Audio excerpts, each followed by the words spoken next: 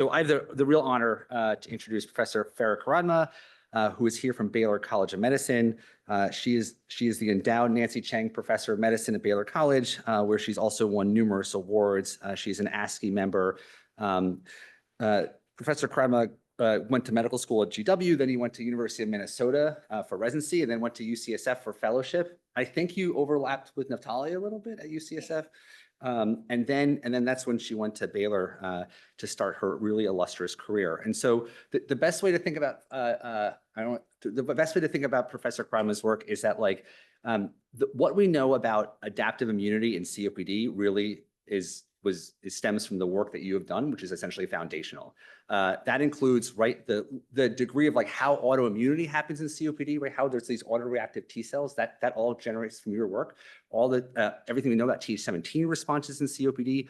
And so if you want to understand adaptive immunity in COPD, it's all your papers, which are really impressive. And when I was a fellow and a trainee, I was reading your stuff, and then then you get to meet your heroes in real life later on. And so we've met before, we've seen each other in study sections, and then had the pleasure of meeting your trainees who also think very highly of you. And so I'm really excited to hear your talk today about immune cell dysfunction in human emphysema. I'm looking forward to learning a lot. And so without further ado. It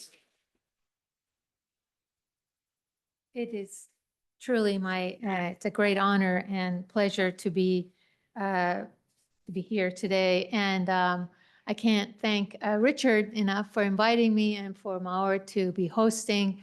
I've actually had an amazing interaction even just today, and I'm looking forward to the rest of this meeting. So let me see if I can manipulate this. Oh, there you go. Want to start out, I guess the obligatory slide here is that I don't have any financial disclosure to tell you, but I am very far behind in my CME. So I may actually copy this number and text them because I do need that. So for those of you who are fellows in the room, I've got a slide that, this talk is going to be about COPD, but what I'd like you to do is to start throwing away the whole notion of COPD and try to understand the disease in a different way.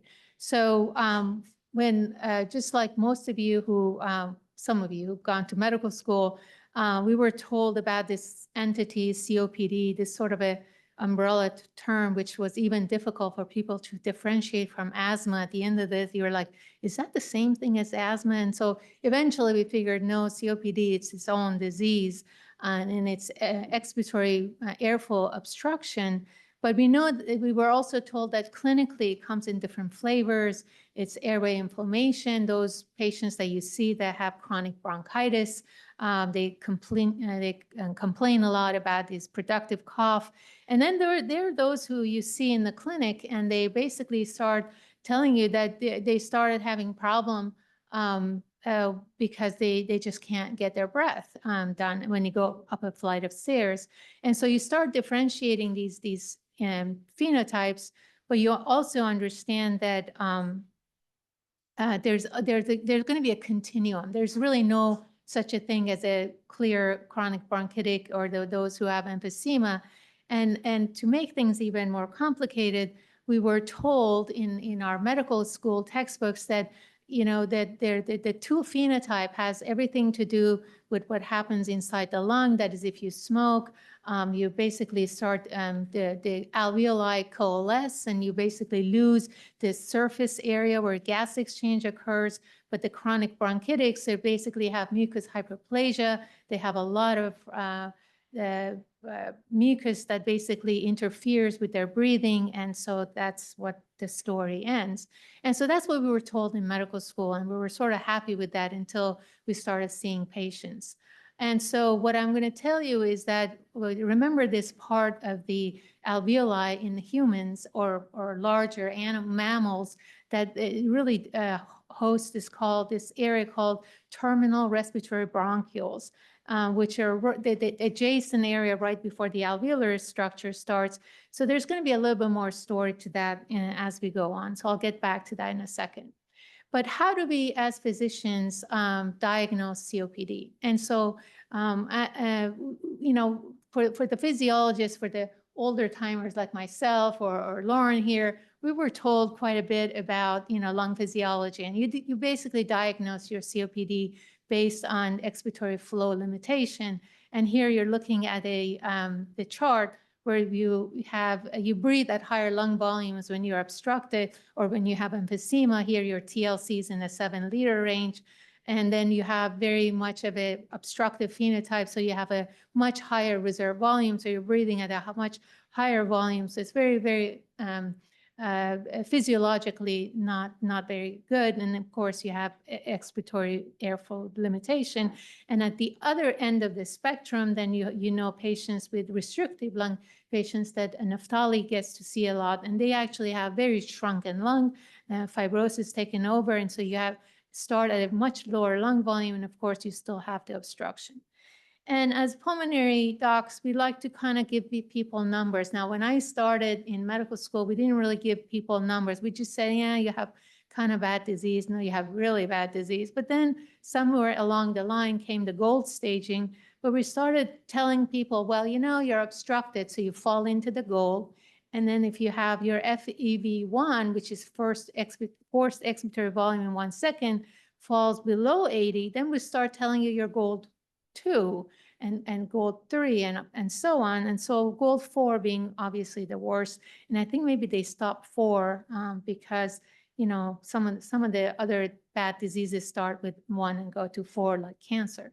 At any rate, so at some point along the line, we started telling everyone that you're gold and you have this and that criteria. And what if I just told you that this is a CT scan for the non-clinicians in the room?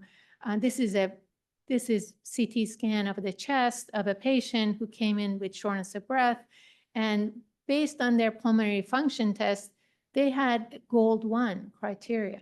So you start seeing that there's really, at some point, there's quite a discordance between what we tell patients and what really is happening physiologically and what happens biologically in their body. So there's quite a bit of a discordance between pulmonary function tests and radiographic imaging. And I'm not here to tell you that I discovered that. That actually has been known for a while. And that is actually a good thing, because then the radiologists came to our rescue and they started telling us that, hey, you guys, you know, PFTs are really nice. And yes, they correlate with survival and all that. But really, we need to understand what is really going on in the lung parenchyma of some of these patients. And so with that, we started quantifying lung emphysema development. And so we started giving them low attenuation area, which is LAA of 5%, that we call that anything above that emphysema. And then lung density, which is a really volume adjusted of the lung tissue that at 15 percentile of the histogram, which called PERX 15, which I submit to you, that is most likely a lot more sensitive than percent LAA.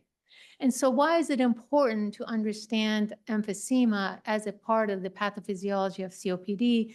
And I'm here to tell you that, again, not that I've discovered this, but that over the years, we've actually learned that not only cross-sectional data, which is this data that is published in actually a letter to the editor, the Blue Journal, showed that in fact, mean exacerbation per year has an inflection point, and that is about when the emphysema of 5% occurs. So again, if you actually, this is a cross-sectional data looking at a very large cohort. This is COPD gene versus the spiromics, which has a lot more noise in it, that inflection point of 5%, you start seeing really an upshift in the number of exacerbation. And rightly so, same again, looking at the percent emphysema, this time now looking at the average death per 100 person per year. Again, the inflection point happens to be at 5%. So this is a cross-sectional data, and then a more recent paper that just came out that again, this time looked at volume-adjusted lung density measured at the 15 percentile of the CT densitometry, which is what I told you was PERF, showed that again, using Cox regression analysis and adjusting for a lot of factors, that this longitudinal study, and this is actually happens to be COPD gene, that emphysema progression was associated with increased all-cause mortality from respiratory disease. So this actually starts telling you that in this particular study, that the Cox regression showed that there was a 22% increased risk of COPD or mortality related in the COPD gene. So what I'm trying to get at here is that,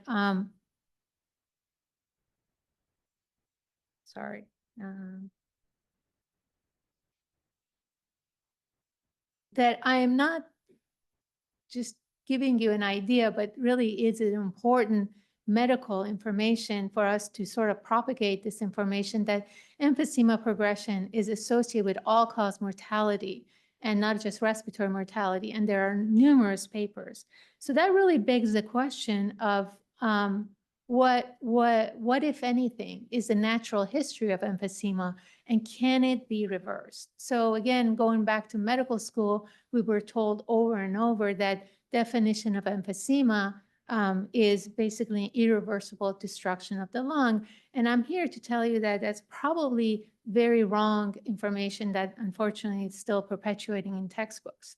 So human emphysema, it really it required some cell biologists to start asking that very fundamental question.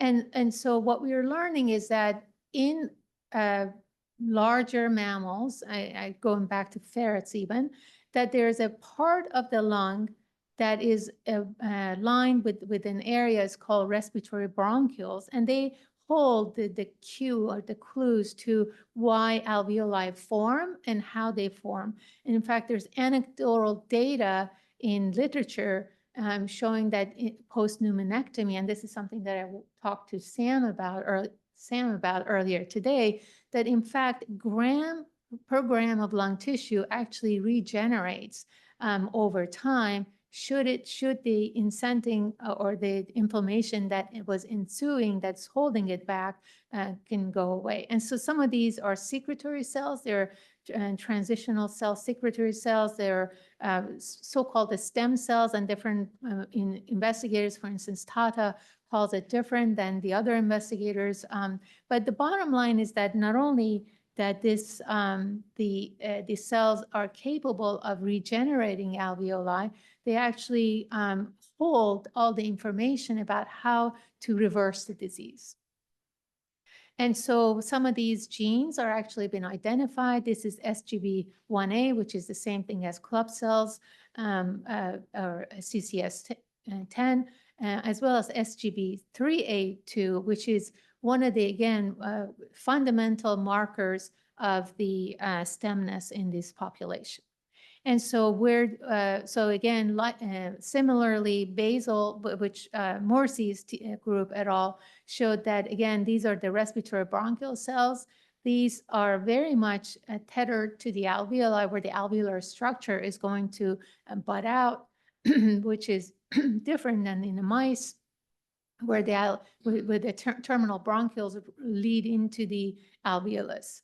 And so what, unlike Tata's group, which basically described the transcriptomic and genetic information about that, Morsi actually went on one step further and actually took human lung tissue, isolated the cells, and showed that, in fact, double positive SGB3A2 cells that now express LAMP3, and LAMP3 is one of those markers of differentiated cells, pretty much go up with smoking. So here we have transcriptomic signature of the cells that are normally supposed to be there to repopulate, regenerate the alveoli, that are turning into a sort of an end stage and no longer are being a stem cell.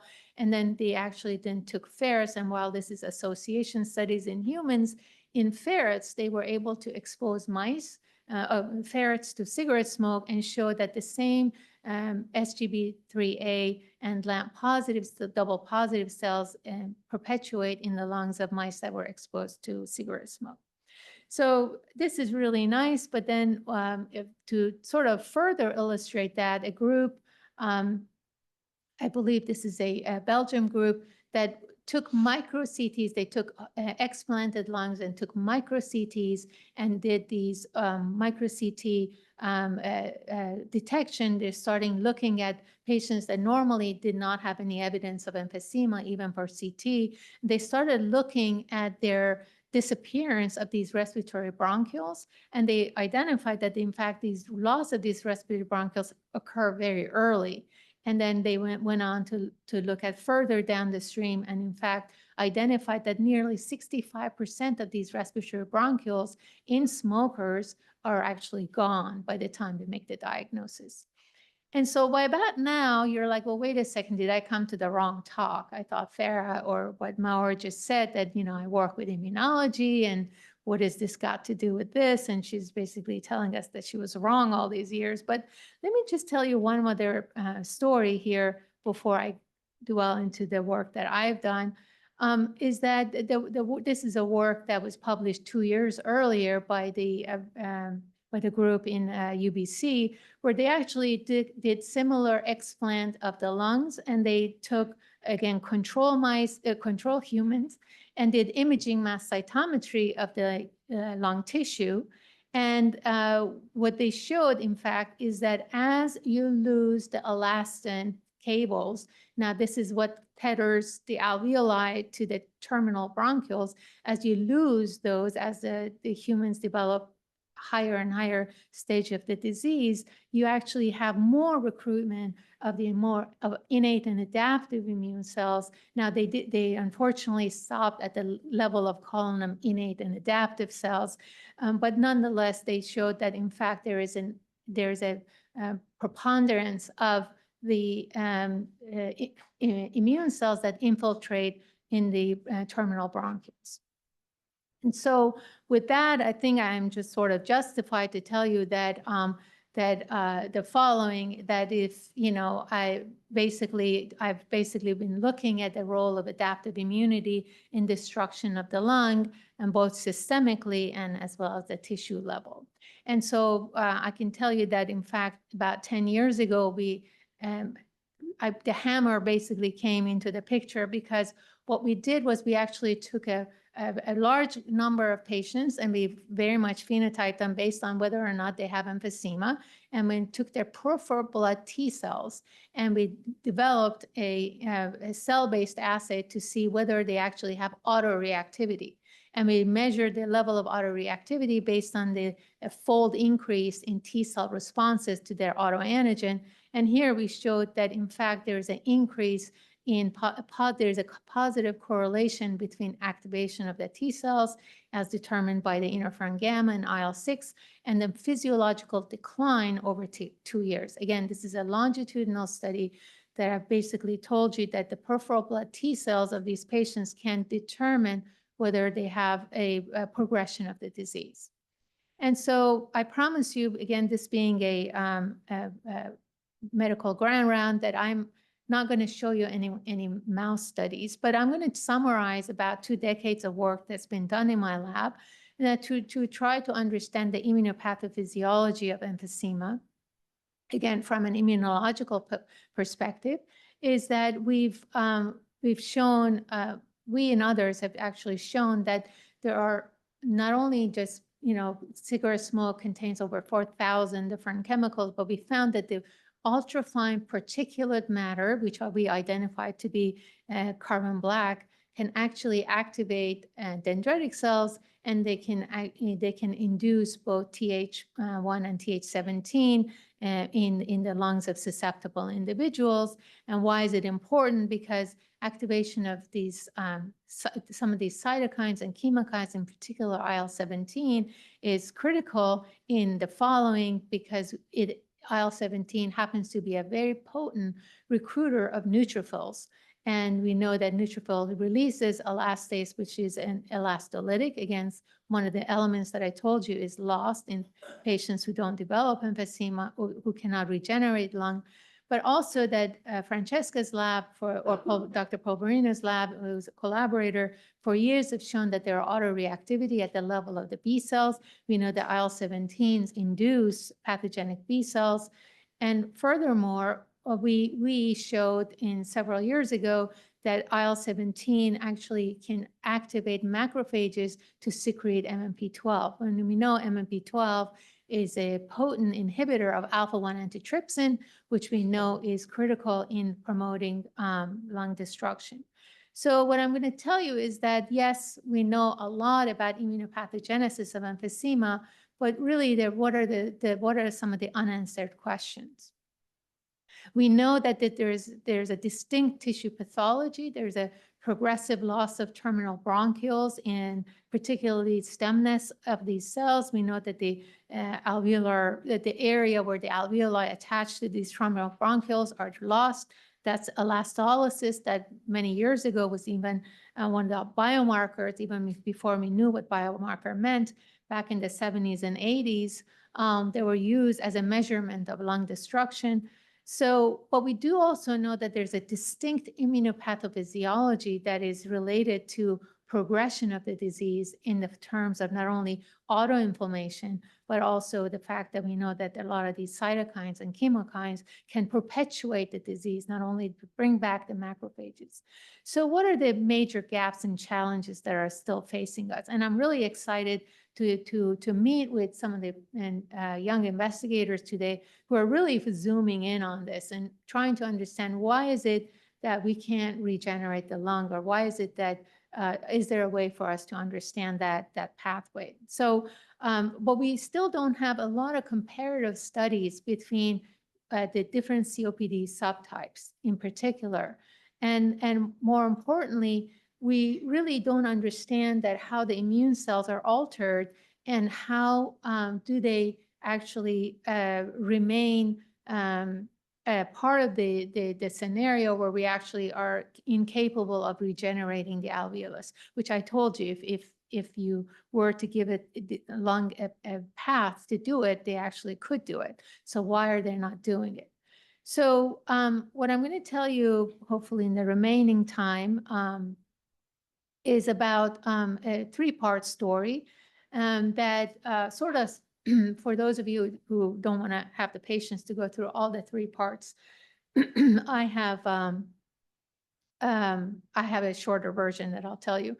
But really, it's three parts in the sense that I'm going to tell you, does lung immunity differ between different types of COPD?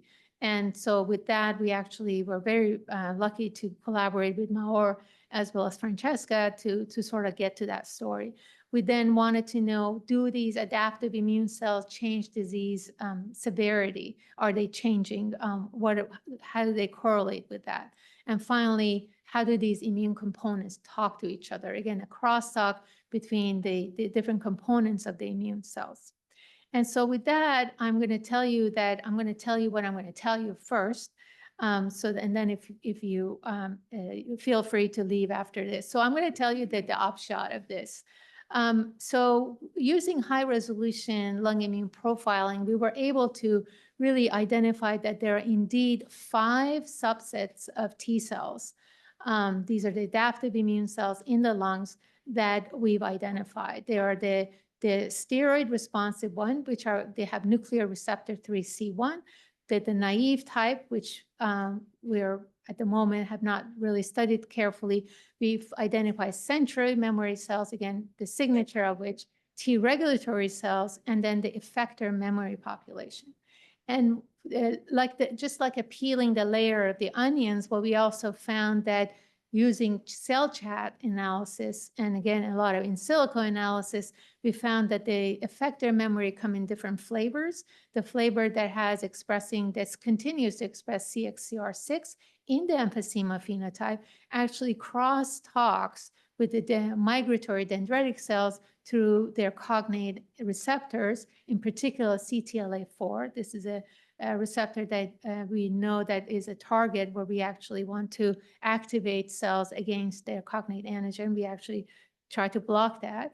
And then on the other hand, on the other sense part of the spectrum, we actually have we identified the nuclear receptor 3C1, which is a corticosteroid responsive T cells, which we found they respond very much to PPAR gamma macrophages.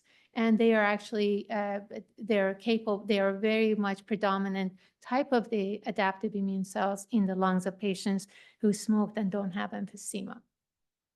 So how do we, so again, to give you a little bit more of a flavor of how we went about this, again, this study was possible because Francesca's moved to Baylor. In fact, I was responsible for recruiting her, not because of her data set. Trust me, I could have done this from other places, but it was very fortuitous. And of course, we were able to have a very talented graduate student who's still working with us on this project. So we separated the lung tissue with the single cell data to the three population of cohorts. That these are smokers or never smokers with no evidence of emphysema. We had 25 of those. So we also have the any COPD. Those are non-emphysematous COPD phenotype, which were 21 of them. Not everyone. We also had active and former smokers. And then, of course, majority of our COPD patients that had emphysema were former smokers, and we had 16 of those. And I think this paper, which just came out on September 24th, I believe, and it's probably the largest cohort a study of this very well segregated population that we looked at their adaptive immune cells. And so again, looking at their percent LAA and FEV1, I can tell you that so just follow the color purple. They're the ones that had emphysema. And again, as I told you, that FEV1 is really that their emphysema was independent of their FEV1. Again, we had 3 patients that had smack normal FEV1, but they had the disease.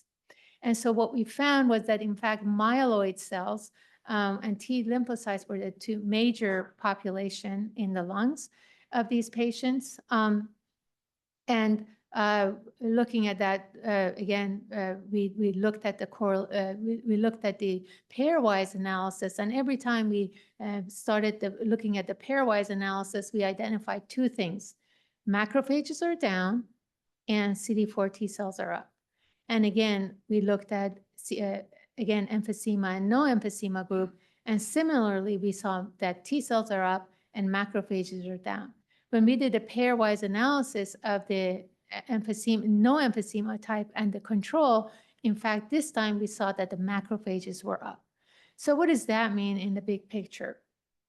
Well, okay, this is what the reviewers wanted, a validation study. And I'm not going to, for every one of these data points, I'm not going to show you the validation study. This is actually Naftali's group. Naftali's gene set analysis, where they didn't really have emphysema percent, but they had end-stage COPD and control. And so we used that to validate some of the work. And again, we found that compared to COPD control, macrophages were down and T cells were up. So what I've just told you is that relative abundance of alpha beta T cells are enriched in emphysema type compared to the no emphysema type. And the no emphysema type is characterized by positive enrichment of macrophages. And so the more kind of a part of the story, the meat of the story really falls into the layering of that onion that I discussed. And so we actually did the gene set and variation analysis of, again, using this time focusing on CD4 T cells. And we showed that indeed IL-2 and IL-6 JAK-STAT pathways were significantly elevated anytime you looked at these populations. And then much to our surprise, not so much to our surprise, but to our delight, that in fact IL-17 production was also, the pathways are activated in the emphysema group. And similarly, we found that these T cells that are now within the lungs of patients who have emphysema are more responsive, if you will, to cytokines, the chemokines and cytokines, again, using gene set variation analysis. And so we then focused on the 5 subset of T cells that I just told you, again, using this time their canonical transcriptional pathways. And we showed that indeed we can separate this. And again, we validated it in the second cohort. And we showed that in fact that there's a really, using pseudotime analysis of the gene trajectory, we showed that indeed the T regulatory cells that indicating that these are most likely iTregs or inducible Tregs are most advanced in their gene set compared to the naive. So that again was a validation of we're on the right track. So using that data, then what do we find? We actually first focused on the nuclear receptor 3A/C1 positive subset. These are the CD4 T cell population that respond to steroids.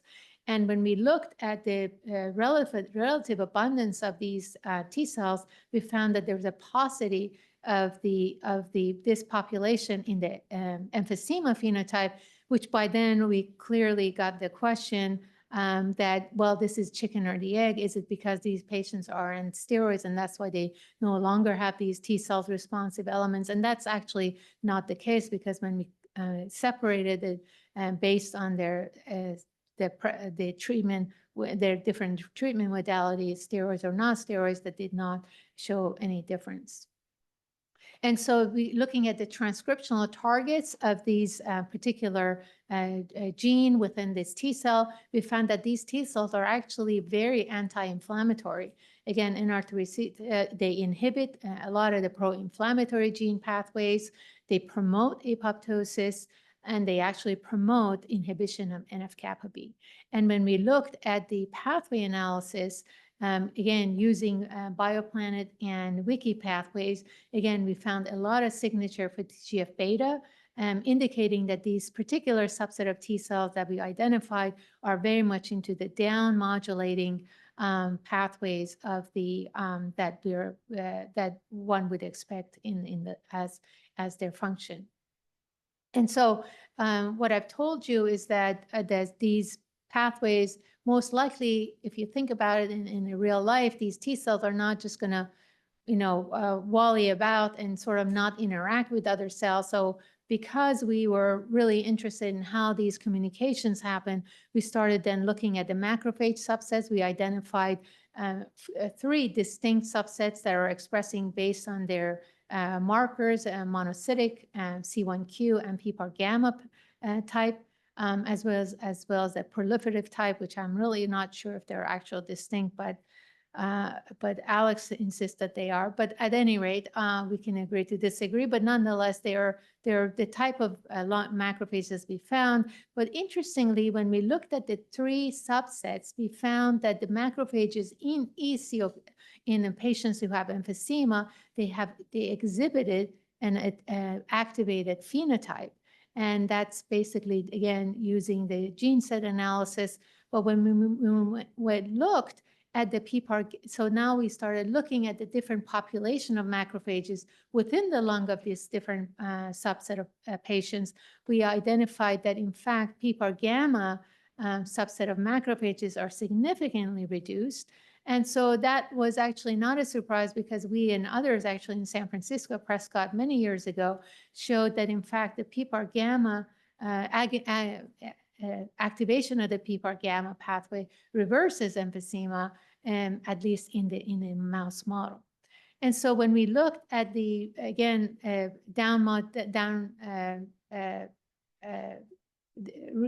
reduction in the macrophages that are expressing PPAR gamma in the emphysema phenotype, it really mirrored the top population of the NR3C1 cells that we'd identified. And so what I want to, again, summarize this part of the talk is that CD4 T cells in emphysema exhibit an augmented inflammatory state.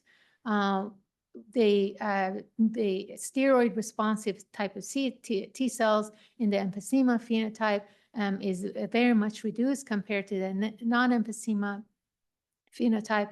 Macrophages in the emphysema phenotype show an increased activated phenotype, and then the PPAR gamma macrophages are decreased in the emphysema compared to the non-emphysema. If anything, actually was statistically increased in the non-emphysema phenotype of COPD.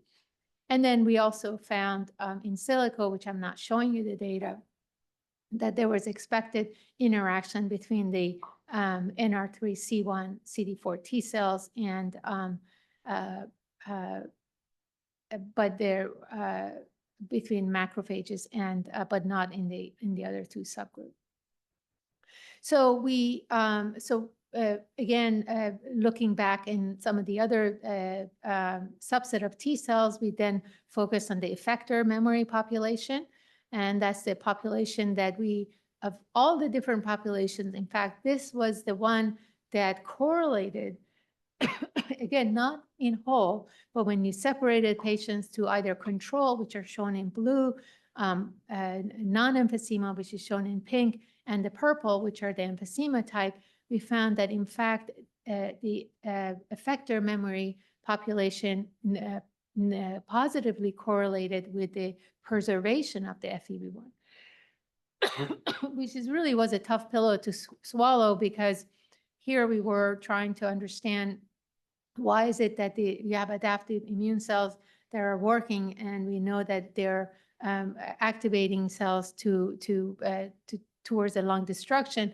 And here the only signal that we got was preservation of the FEV1. But the story got a little more thickened when we started separating, or more taking a deeper dive into this population. The CXCR6 that classified this memory population really segregated into two, the CXCR high and the CXCR low population. And it turned out that the CXCR high population was actually more of the phenotype that had not turned into more activated state. And again, I don't have time to tell you, but again, looking at their gene signature and transcriptional factors, we've identified that, in fact, it's the other way around, that if you have a CXCR low, these cells are more developed, and as shown here. So again, looking at their trajectory, that you see that the CXCR low are more differentiated form of this memory population. So we then decided to find whether the population that then correlates with improve or more preserve, I wouldn't say improve, preserved lung function, falls into the CXCR6 population. That's exactly what happened. When you have more of a CXCR6 high population, then the lung is more preserved, meaning that these T cells are not actually developing into more of a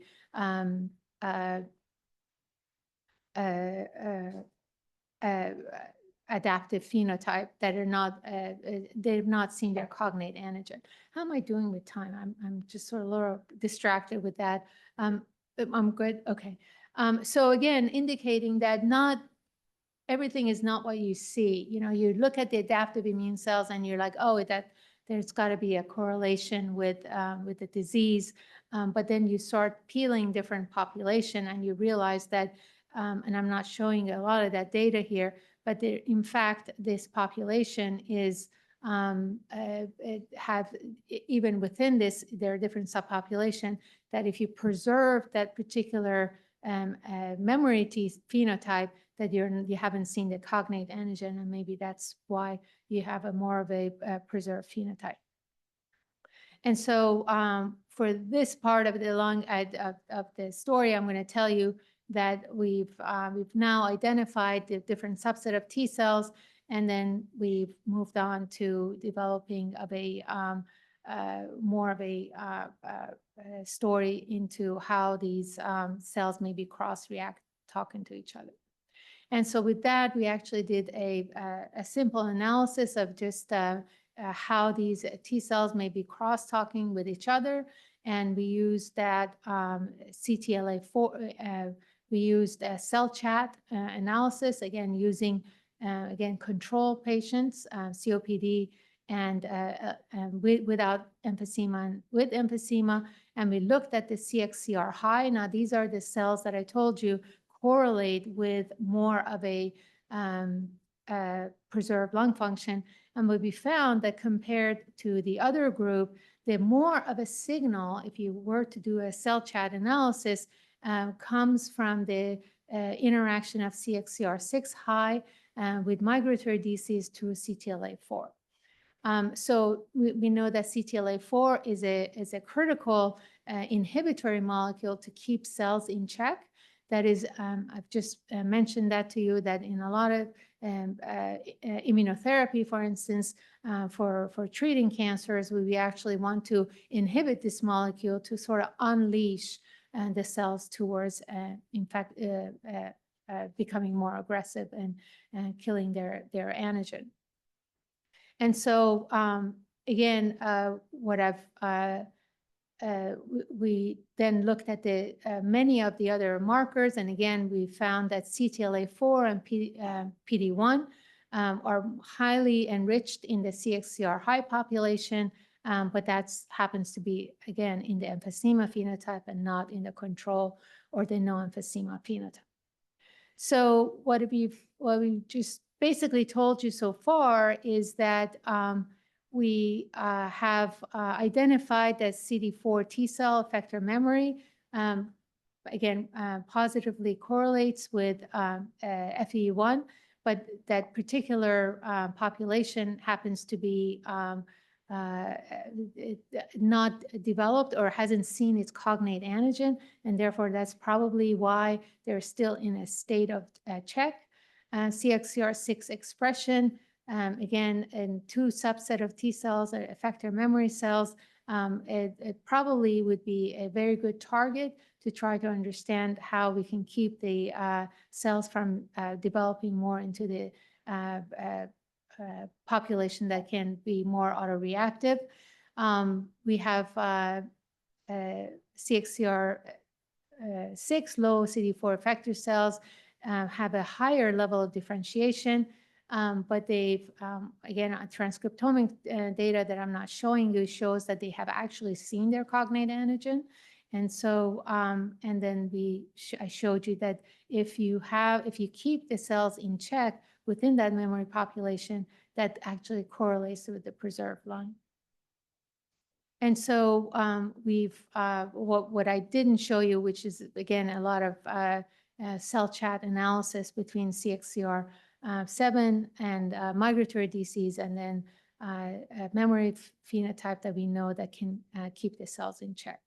So what I hope that I've actually accomplished here is tell you how we went about to answer the questions of why the emphysema phenotype shows the signature of the immune cells. I've told you about the different subsets. We've further characterized the memory phenotype in the hopes of trying to understand the pathophysiology of the disease, such that we can actually now create more of a molecular pathway to try to harness this information and to try to inhibit the adaptive immune cells. So what does this work lead to? We have a lot of work in front of us, not only just doing the multi-omics study, where I've just showed you the single cell analysis, but there's also proteomics and metabolomics of these particular subset of T cells that really need to tell us more. We need to understand the T cell receptor biology, how these paired alpha beta T cells interact, to then and try to understand the clonal dynamics of the T cells that can actually drive some of this disease. And furthermore, I can tell you that we really going back to the animal model with all the caveat that human lung is very different than the small rodents, that we really, at least immunopathophysically, we learned a lot from mice. I can tell you that, whenever I discover something in humans, the first thing I want to do, go back is to understand that in the animal models. And so we have a lot of work ahead of us, and I'm really glad to meet some of the younger investigators today, and I'm hoping that somebody will pick up some of this work and then follow through. So the work, obviously, I'm going to acknowledge Francesca's lab and work that's allowed this work, as well as the numerous conversations with Maor to try to navigate us through this. Alex was the person who did this work, and the work is funded by a different variety of things. And I'll be happy to answer any questions.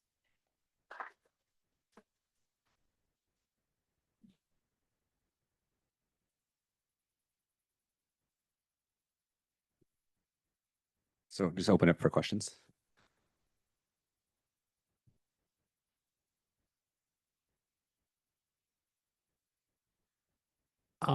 So two questions, which you probably predict. One is very simple, which is the localization of these cells. So they're airway, parenchyma, alveolus, and this.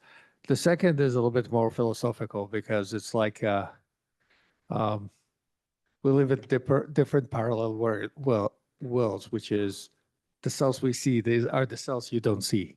Not because you don't see them or we don't see them, but we could use different markers. So very concrete is we see a lot of these granzyme-rich T cells in IPF lungs, but or more hypersensitive in pneumonitis lungs, more CD4, but also CD8. Mhm. And the other thing we see these sort of what people call profibrotic or fibrotic associated macrophages that has non-traditional markers like MMP9, MERTK, and this. So do you see parallels of these in your data? So the question is, I guess, two-pronged. One is that this is association studies, and I 100% agree with you that because most of the work that I've done is as you would imagine, in humans, you can't do longitudinal studies unless you're studying their peripheral blood T cells. But so it's a snapshot. It's basically one time, one point, and so are these T cells are there? The cell chat analysis that we did, is it because of, the day of the month or the day of the week or whatever happened? But I think that cumulatively, when you have a large cohort like we did for, as you know, single cell data, we had 64 patients in this study, you start seeing trends and then again, weeding out what may be a noise and what would be real. So I do believe in the analysis that actually has told us that there are definitely different populations of T cells, whether they are there with a particular macrophage subset.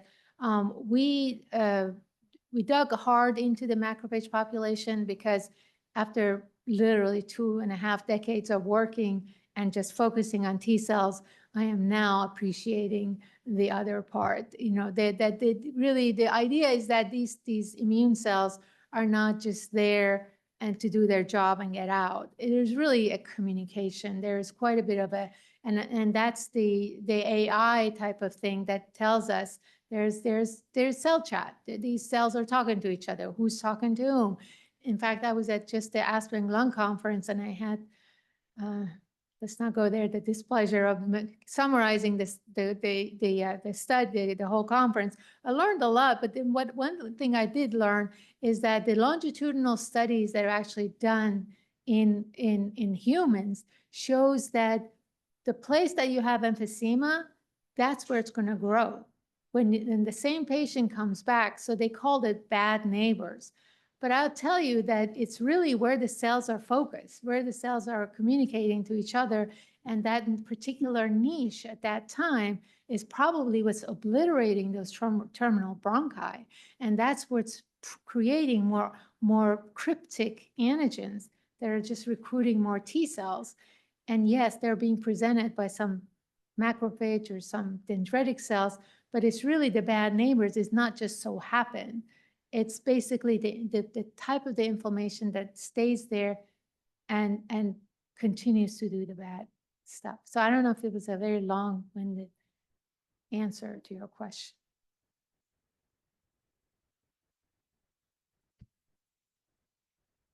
Well, a lot to think about here, a very deep and challenging area.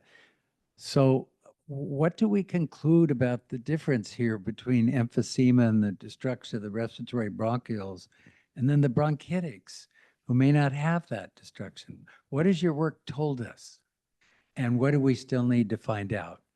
We've got a lot to find out. I think that the whole notion of goblet segmentoplasia and the factors and the microbiota that drives that is a whole different story. But I don't know if I mentioned this or not, in our first cohort, which is about 350 veterans that we recruited to study emphysema, and probably were one of the first studies where we actually separated them based on their percent emphysema. What we found was that, as I mentioned, there are the phenotype that is their chronic bronchitis, and they're the type that have chronic bronchitis and emphysema, and then they are the type that just have emphysema. And I tell you that the two ends do okay. The guys that have chronic bronchitis and have emphysema, they spiral. That's the population that spirals. And in my study, and in fact, I think there were a couple of other longitudinal studies that actually looked at the same thing. So you're absolutely right. There are, once this sort of a autoimmunity that develops, and I tell you that it doesn't happen in everyone, because even in my study, some former smokers, 5 years later, they regenerated lung, which I kind of like went like this for a while, and I go, wow, how that happened. And I just sort of didn't go into that until I got into this idea that yes, there are stem cells within our airways that will tell us that, yeah, if you take this away, that I can make you whole again. But unfortunately, for about 25 to 30% of people, that doesn't happen, because once you get the adaptive immune system involved, and once you change the airway microbiota, now you have a lot of LPS and bacteria and God forbid viruses that we get every year and year, that can set in motion things that can really perpetuate the disease. So maybe just like one more question and we can, questions in the chat. So I'll just ask a question, then I'll pick up the questions in the chat. Actually, just two really quick ones. One is, in all your T-cell studying, what I don't see is any discussion or any finding about the Th2 response and this whole type 2 immunity that is being pushed. So was it there and sort of not highlighted, or were you not picking up, and why? And then So with the pathway analysis that we did, we didn't really find a lot of Th2 phenotype in that. So the pathway, the gene pathway analysis, the closest we got was IL-2, which is very non-specific, but it was really more of a JAK-STAT and IL-6 pathway that we found. So that's, I guess, like what I'm getting at is where, because there's this debate about like, is there really a type 2 response, or there, and what's Dupixent really doing? And my question is, So did you see it? Dupixent works for the eosinophilic asthma, as eosinophilic type of a obstructive phenotype. To my knowledge, none of these patients had eosinophilic type of a phenotype. The cases that we got. But you would still imagine like a quarter. Anyway, there might be a quarter. So I guess I'm on this side of, I don't necessarily think that there really is a type 2 like profound. So I was sort of curious. My other question is, where is along the trajectory of the disease is this T-cell response that you're seeing? Like, where along the trajectory of disease is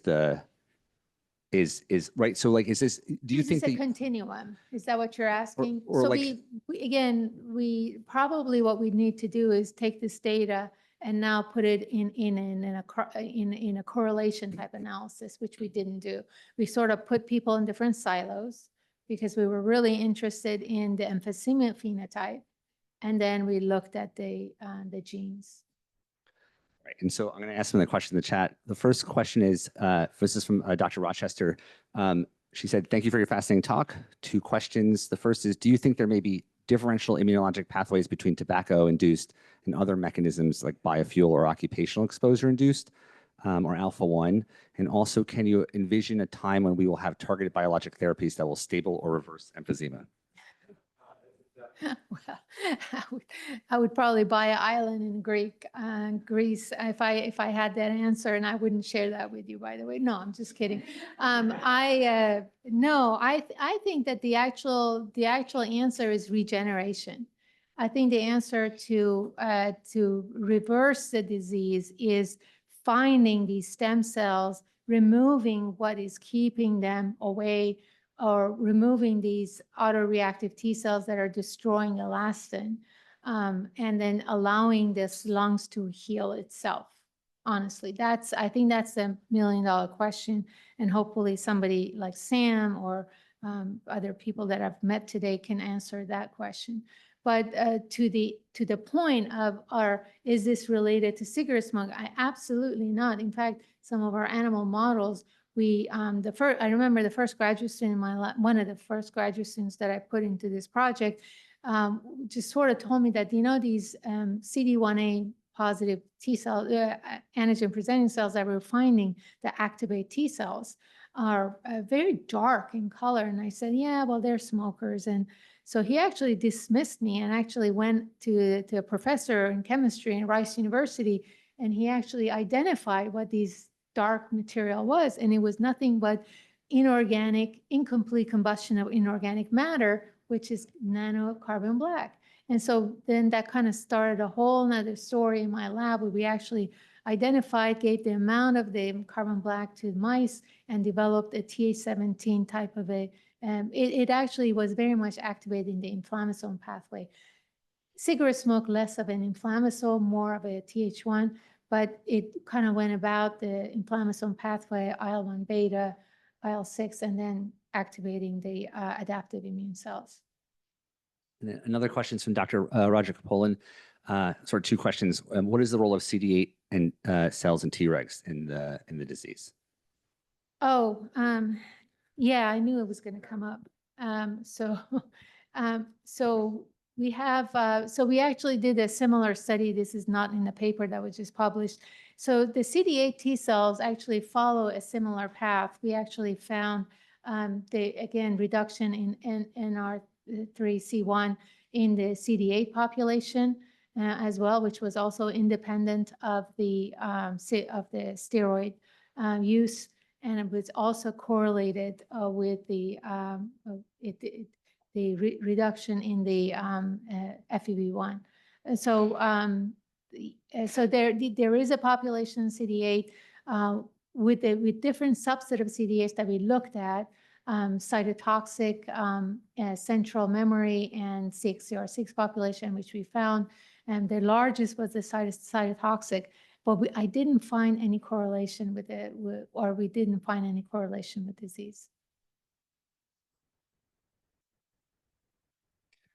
So I think that's the end. I think we're good. So thank you so much for your talk. This was awesome. Thank you.